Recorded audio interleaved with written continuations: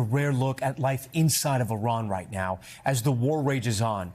Communication between Iranians and the rest of the world has been incredibly limited due to the ongoing strikes and a government-imposed internet shutdown.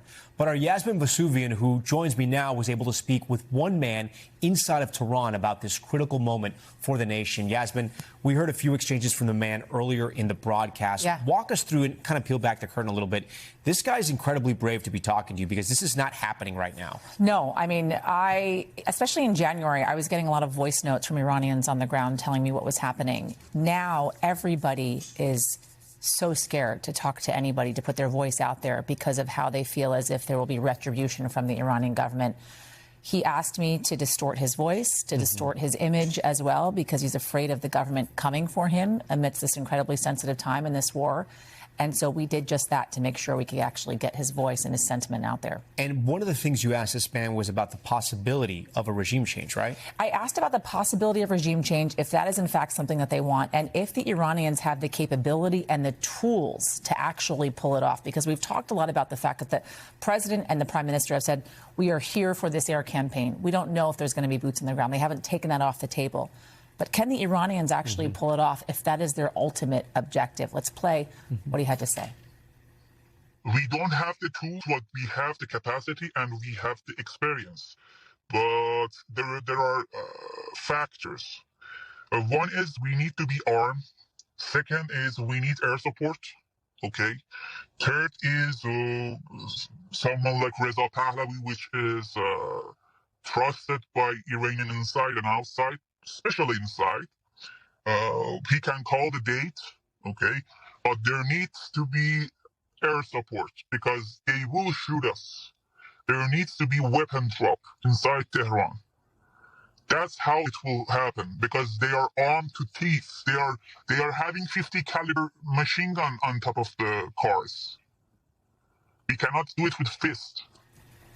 Yeah, this is not going to be a peaceful takeover, at least from his perspective. It's not a peaceful takeover, and it's a reflection of what you and I have talked about, which is Iranians want to know that there is a plan, and it's incredibly difficult to understand and feel as if there is a plan during this internet blackout, which to them it seems is part of the government's plan, the current regime's plan, is to keep them out of communication with the rest of the world. But they want to see that there is something beyond this air support so that they have the tools and the capabilities to affect regime change. What did he tell you about daily life in Tehran right now? Tehran is abandoned. Tehran is a metropolis. I've been there many times. I've reported there many times. It is a bustling city. There is no traffic, which is very odd for a place like Tehran. The people are completely gone. The stores are shuttered. Nobody is coming out of their home. Nobody is going to work as well. People are terrified. Aside from the people that are wanting to activate, they are remaining in the city. There are also checkpoints now set up inside the cities of Tehran, inside the city of Tehran. Checkpoints that are where police, local police, are checking people, checking in their cars, checking their identities. Basij, local police force as well, rolling around the city with these AK-47s, as he mentioned, to intimidate any Iranians that are left behind. And then, so what did he tell you about the strength and maybe the resilience of the Iranian people right now? You know, I asked him if, yes, do you have the capability? Can you carry it out? Is this something that Iranians are willing to stomach, right? There is a possibility there could be mass casualties. We're already seeing almost 1,000 people have been killed. What is it about Iranians that he feels as if they can survive this thing? Here's what he said. We are culturally rich. We are unified. We want, we care about art. We care about living, laughing, dancing, listening to music. Everything that any human needs to just, create meaning in their life. But they have, made us to just suppress those feelings, everything. When we dance, they suppress. We want to just, sing a song, they suppress. So it's enough is enough. Either, freedom or death. Are you afraid of dying? Not anymore. Not anymore. Why?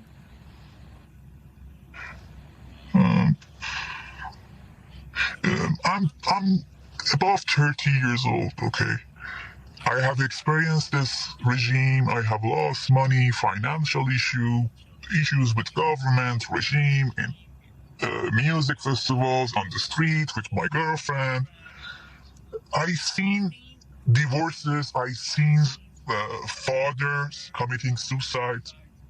I have seen people suffering. For me, it's like I don't care anymore that much about my life as long as it's meaningful. And this is one of the ways that, like now I'm talking to you, this is one of the ways that I can make it meaningful.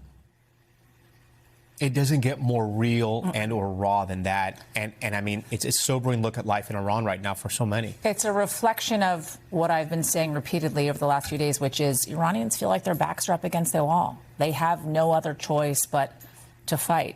But right now, they feel like they're going to be left to fight with their fists. And they don't feel like they can do that, but they want to live for something. It also is a reflection of the fact that they feel as if they've been living in essential imprisonment. You know, you cover this, you've lived this, you cover it both here and over there. Do you notice something different in this conversation? Is there something different about this? Because Iranians have been through this, as he points out, for decades. I mean, they feel like there's real hope. Okay. Right? I think that's what's different. I mean, this has been, listen, we have covered the Arab Spring, right, back in 2009. There have been so many instances in which Iranians have risen up. And then those protests, they have quelled those protests. And the regime has come out in force. And they have all gone back to their lives. They said to me, blood has been shed. There is no turning back from this. And I sense that in this conversation and the way in which he reflected on whether or not he was willing to sacrifice his life for that. Yasmin, we thank you for bringing us that interview here on Top Story. We thank you for watching. And remember, stay updated on breaking news and top stories on the NBC News app or watch live on our YouTube channel.